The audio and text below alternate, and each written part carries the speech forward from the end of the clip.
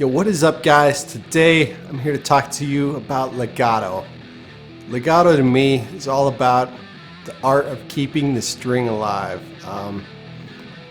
By that I mean keeping the string going, keeping it resonating, being able to pull off smooth, buttery, easy, beautiful legato lines. The thing that really excelled my progress when it comes to legato was becoming more efficient at the hammer-ons and pull-offs.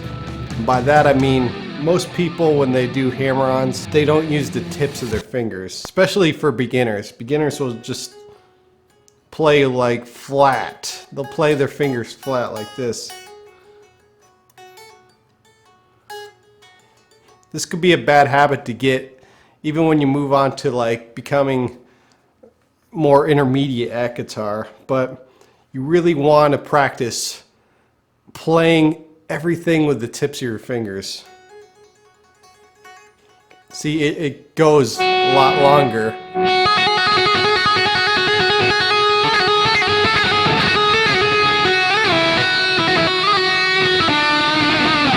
than if I would play flat like this.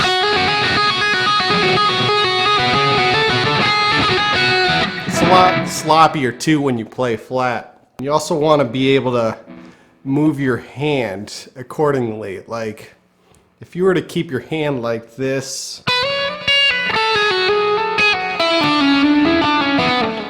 you know, and only maybe slightly bend it like you normally would, you're not going to get the full effect of legato. Legato is a complete adoption, because in order to pull off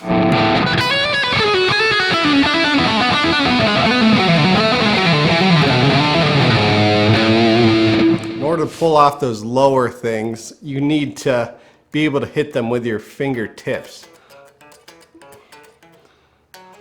And you want to be able to build awesome calluses around your fingertips as well.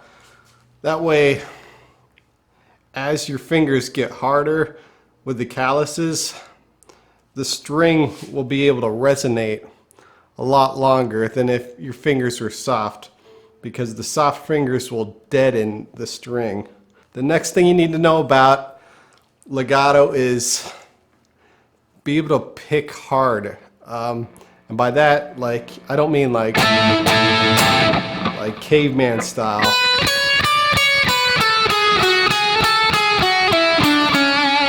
Nor do I mean like very Bach-like staccato picking.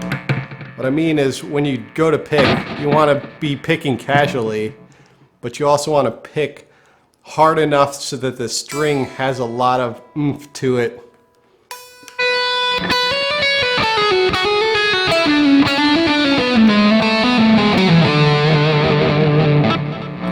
So that it has enough oomph to it so that you can be able to pull off the lines.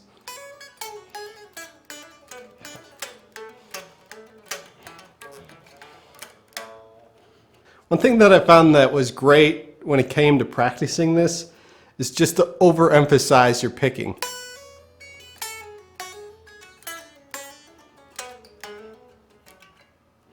As you could see, like, you could literally see my hand picking like this.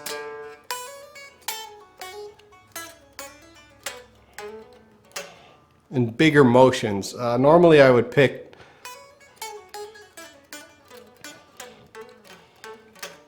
more subtly, but if I was practicing this, I would overemphasize all the important things. Like tips of your fingers, I would overemphasize this so much, and I would overemphasize the picking as well. For practice, you want to make this second nature so that when you go to play, you don't have to think about this at all. Another thing when it comes to legato is the sequences. What do you practice to get good at legato? If you were a beginner, I'd suggest doing trills.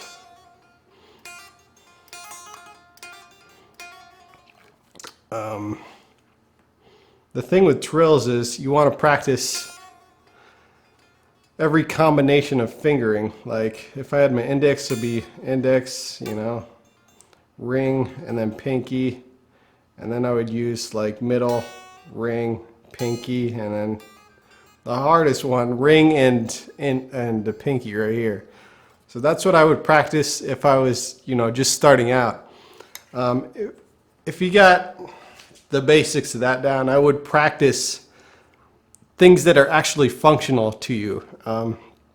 There's a lot of exercises out there for legato, but I feel like the best exercises are the ones you're actually going to play. The things I play mostly legato, besides everything, are the diatonic scale and the sequences that I play.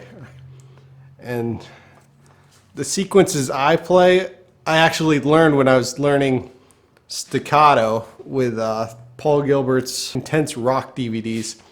And the thing I liked about his playing was that he could just keep it going forever. And that's what I strive for when it came to actually building up scale sequences. And so the sequences I use are actually, they're a lot simpler than I used to think that shredding was, which I thought it was a lot more complicated. But I'm going to show you the two sequences that I use that are going to skyrocket your progress when it comes to shredding in general and legato. This first one is a sequence from the Paul Gilbert Intense Rock DVD. It's a cool sequence because it crosses two strings. It ends symmetrically. And by symmetrically, I mean it moves on to the next string, and the same amount of picks are in every single sequence that you would play with this thing. And so you don't have to think as much when you play. But it goes like this.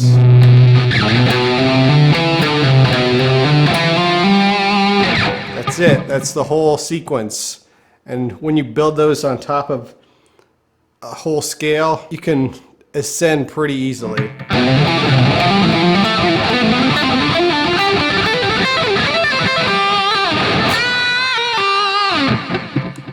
One thing I like about this scale sequence is that you could stop it anywhere while you're playing and just keep it going. You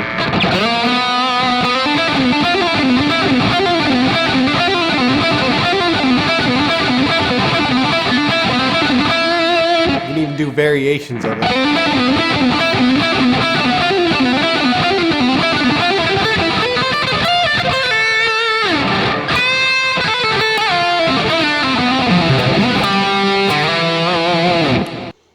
Put the scale sequence to work, all you have to do is pick a scale diatonically and adapt it to the scale. And this is how it goes.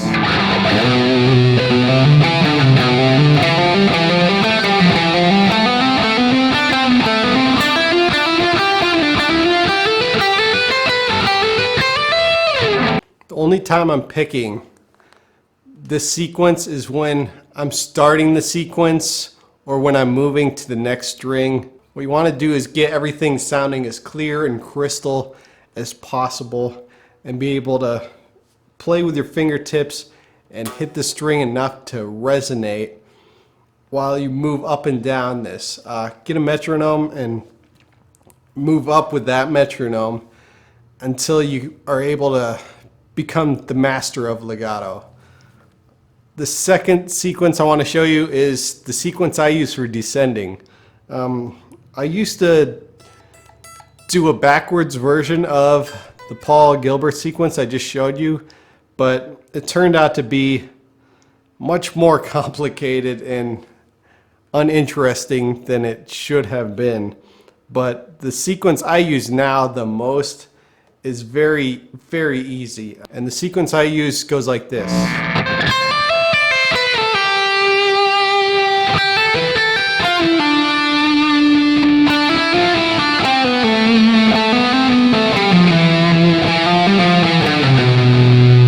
Pretty easy. It starts, you know, from the forefront of the frets here.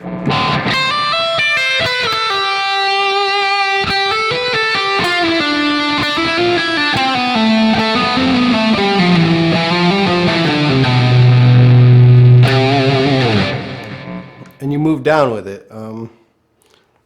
This in combination with the Paul Gilbert sequence is amazing because you can put the two together and create these everlasting gobstoppers of licks.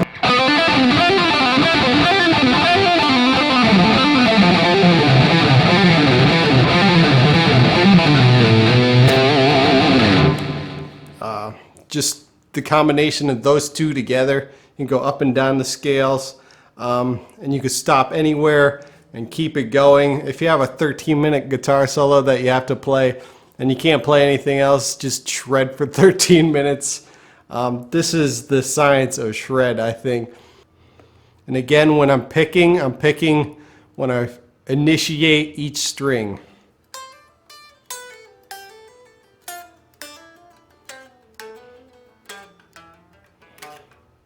If you have other scale sequences, or if those aren't comfortable for you, try adding in some picks. Everything doesn't have to be 100% legato. If you're having trouble with something and it comes down to your picking, either look at your picking and refine what it is that you're doing wrong. Well, wrong is such a weird word, especially when it comes. Find what is not as efficient for you, because guitar is about working with what you have, and it is about adapting and building something that works for you. Like if you look at my fingers here, they're about average size, maybe smaller. If you look at all the guitar heroes of today, most of their fingers are freaking humongous. Like Steve Vai's fingers are like, you know, the dude looks like Jack Skellington's fingers. And he can play these huge wide legato licks. I'm just baffled by. I wish I had bigger fingers, but for me, I had to adopt a lot of things when it comes to working around my limitations, and you might have to do the same thing as well.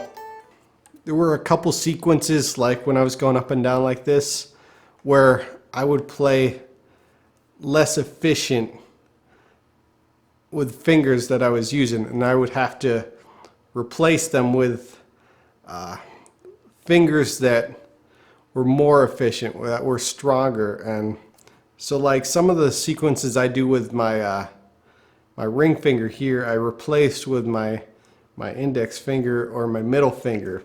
And this enabled me to be able to play legato a lot better and get things down at a nicer, smoother rate. I'd like to know what you guys think of legato, what inspired you to learn legato. Keep it down in the comments below. I'd love to know. If there's anything you guys want to learn, let me know in the comments below.